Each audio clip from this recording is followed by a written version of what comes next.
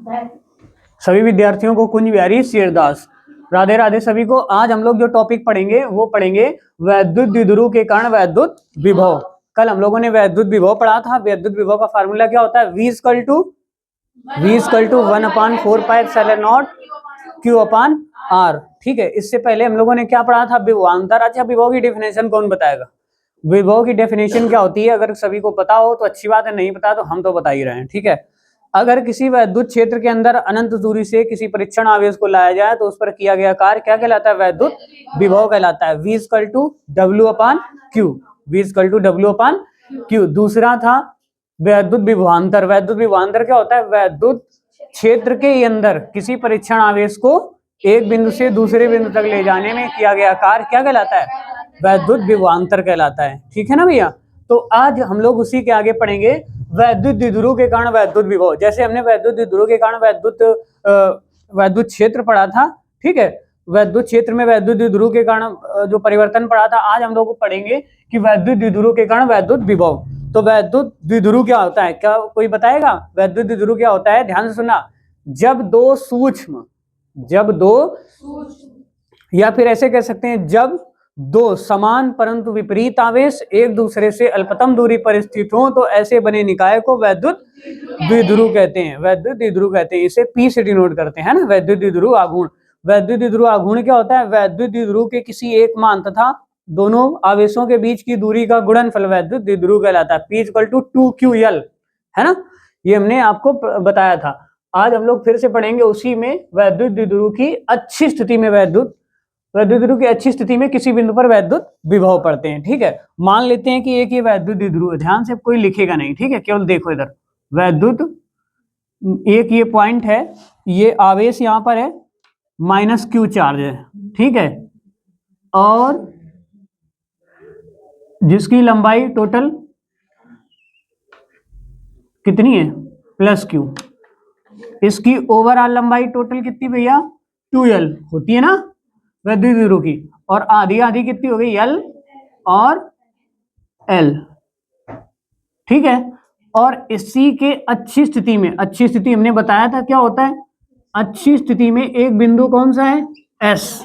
इस पर हमें वैद्युत विभव ज्ञात करना है, जो वैद्युत द्विध्रुव से कितने मीटर की दूरी पर है?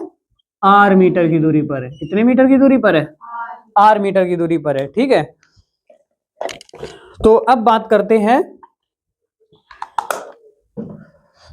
देखो ध्यान से समझो। माना एक वैद्युत द्विध्रुव A है और ये कौन है? B, जिससे R मीटर की दूरी पर एक बिंदु रखा हुआ है। वो बिंदु कौन सा है? S। इस पर हमें क्या ज्ञात करनी? वैद्युत क्षेत्र की तीव्रता ज्ञात करनी, सॉरी वैद्युत विभव ज्ञात करना है। ठीक है,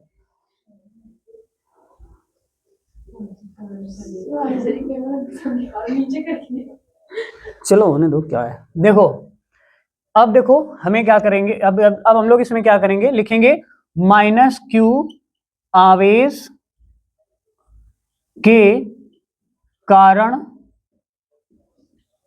बिंदु S पर विभव, बिंदु S पर विभव।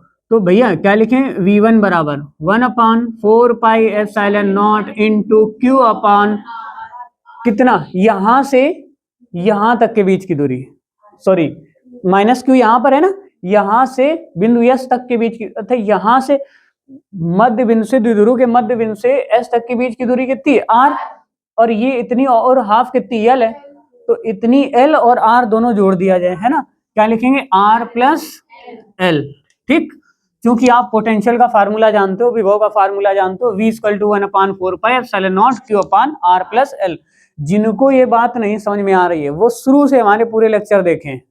ठीक है, अपने आप समझ में आएगी, हमारी गारंटी। पूरा सिलेबस तुम्हें ऑनलाइन ही कराया जाएगा और ऑफलाइन वाले तो पढ़ ही रहे हैं। ठीक है, और इसके बाद में यहां तक इतनी बात आ गई समझ में। इसे मान लेते हैं V1। अब देखो हमें -Q के कारण बिंदु S पर विभव इतना मिल रहा है। ठीक, अब यही करेंगे, +Q आवेश के कारण बिंदु S पर विभव, S पर विभव क्या आएगा बेटा, V2 बराबर, ठीक है ना, V2 बराबर क्या आएगा 1/4 पाई एप्सिलॉन नॉट। देखो ये माइनस क्यू था तो यहाँ पर माइनस लगेगा, ठीक है, क्योंकि विभव निगेटिव और पॉजिटिव दोनों हो सकता है, ठीक है। तो देखो यहाँ पर माइनस लगेगा क्योंकि ये माइनस पॉइंट के कारण था, है ना। अब ये हाँ तो प्लस लगा, तो देखो इसमें प्लस लगा दिया हमने, प्लस क्यू चार्ज, है ना। और ये कितना आ जाएगा R minus L, R minus L, इतनी बात आई समझ में। ये R माइनस एल क्यों, क्योंकि यहां से इसके बीच की टोटल इतनी है, कितनी, यहां से यहां तक है कितनी R, अब ये इतनी कट गई, यहां से यहां तक कितनी, B से बिंदु O तक, ये इसको O पॉइंट मान लो, है ना, O तक, यहां से दूरी कितनी इसकी L है, तो L घटा देते हैं तो इसमें बचेगी कितनी R माइनस एल। अब देखो, अब लिखेंगे, अब हम लोग क्या लिखेंगे बताओ, बिंदु S पर परिणामी विभव, बिंदु S पर परिणामी विभव V equal to V1 plus V2, है ना, V1 प्लस V2 कर देते हैं। V इक्वल टू V1 का वैल्यू कितना है,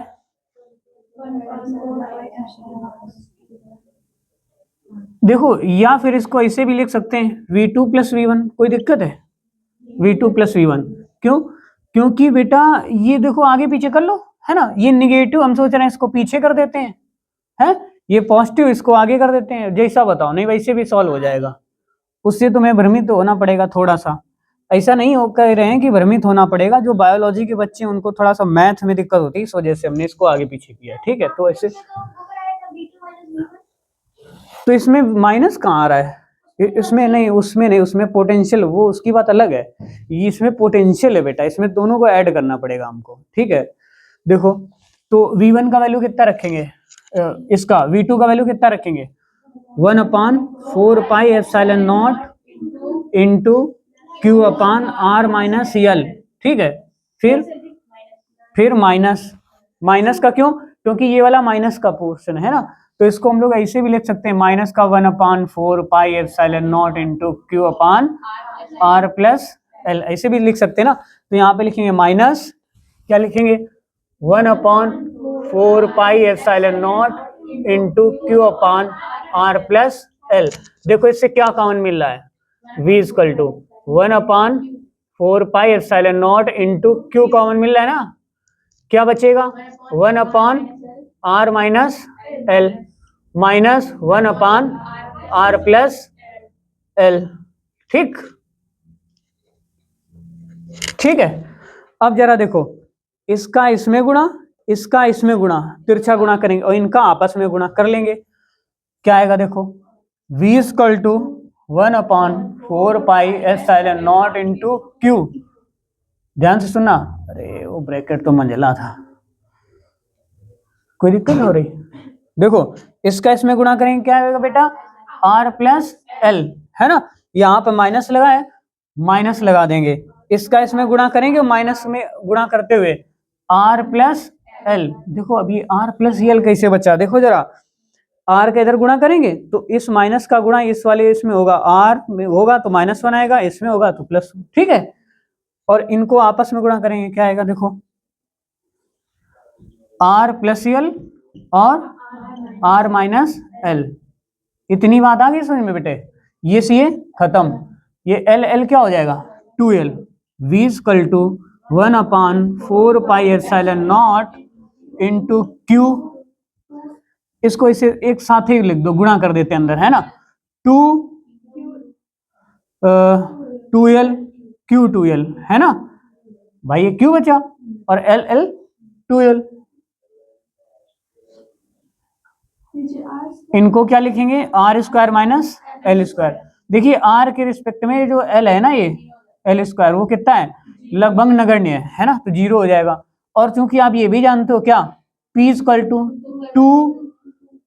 2QL होता है, 2QL, तो यहाँ पे हो जाएगा V equal to 1/4 pi epsilon not into P upon R square. बोलो इतनी आ गई बात समझ में। तो निरक्षीय स्थिति में वैद्युत द्विध्रुव सॉरी अच्छी स्थिति पर वैद्युत द्विध्रुव के कारण, अच्छी स्थिति में वैद्युत द्विध्रुव के कारण जो विभव आएगा वो कितना आएगा 1/4πε0 इंटू P/r²। ठीक है, मात्रक इसका क्या होगा वोल्ट, है ना, या जूल प्रति कूलाम, क्या आएगा वोल्ट। आ गई बात समझ में?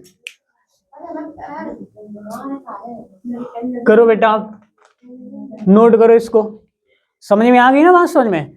हाँ, और अगर आप हमारे पहली बार देख रहे हो तो इसको लाइक सब्सक्राइब करते रहना। तुम लोग हंसते काहे हो? देखिए दूसरा पॉइंट है वैद्युत द्विध्रुव के कारण वैद्युत विभव। अब हम लोग निरक्षीय स्थिति में मतलब निकालेंगे और अच्छी स्थिति में हम लोग निकाल चुके हैं। ठीक है, निरक्षीय स्थिति में वैद्युत विभव कैसे निकालेंगे? निरक्षीय स्थिति में एक बिंदु है S, ठीक है, वैद्युत द्विध्रुव की निरक्षीय स्थिति में एक बिंदु S है जिस पर हमें वैद्युत विभव ज्ञात करना है। ध्यान से सुनना, जिस पर हमें वैद्युत विभव ज्ञात करना है। तो सबसे पहले बेटा देखो ये पॉइंट वैद्युत द्विध्रुव का A है और ये B है और ये कौन सा है O। ओवरऑल लंबाई क्या होती है 2L, हाफ लंबाई L और L हो गई। ठीक है बेटा, ये तुम्हारी R है और ये कितनी है L है, तो ये कितना होगा, ये कर्ण कितना होगा? तो आप जानते हो पाइथागोरस थ्योरम से कर्ण का स्क्वायर बराबर क्या होगा लंब का स्क्वायर प्लस आधार का स्क्वायर।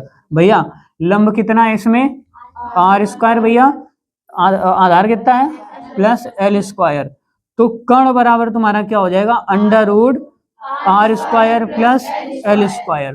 तो ये आ गया कर्ण तुम्हारा √r² प्लस L²। ये भी कर्ण कितना आ गया r² plus L², r² plus L²। ठीक है, अब ध्यान से सुनना भैया, देखो सुन बात नहीं, अब ध्यान से सुनना। अब क्या करेंगे देखो, -q आवेश के कारण बिंदु S पर वैद्युत विभव V1 बराबर 1/4πε0 इंटू, ठीक है, विभव Q -Q है ना, -Q अपॉन बीच की दूरी कितनी हो जाएगी ये √r² प्लस L², फिर प्लस Q आवेश के कारण बिंदु S पर वैद्युत विभव क्या आएगा भैया V2 बराबर 1/4πε0 into plus Q upon √r² plus L²। ठीक है, √r² प्लस L²। अब देखो परिणामी विभव, परिणामी विभव क्या हो रहा है V1 प्लस V2, तो V बराबर देखो V1 का वैल्यू भैया कितना आएगा, ये वैल्यू कितना आएगा माइनस यहाँ आ जाएगा आगे, है ना, तो 1/4πε0 इंटू,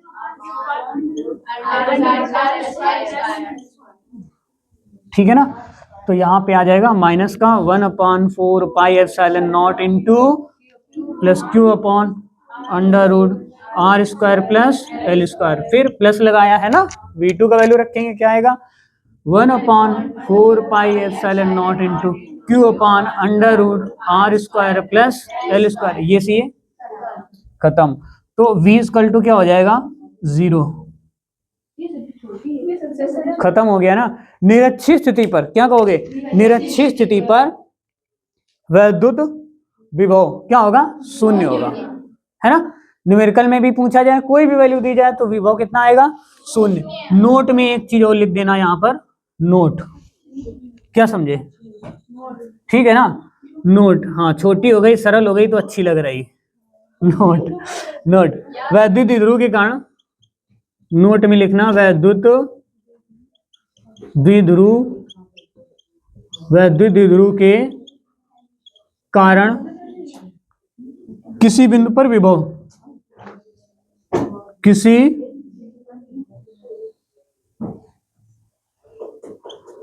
बिंदु पर विभव,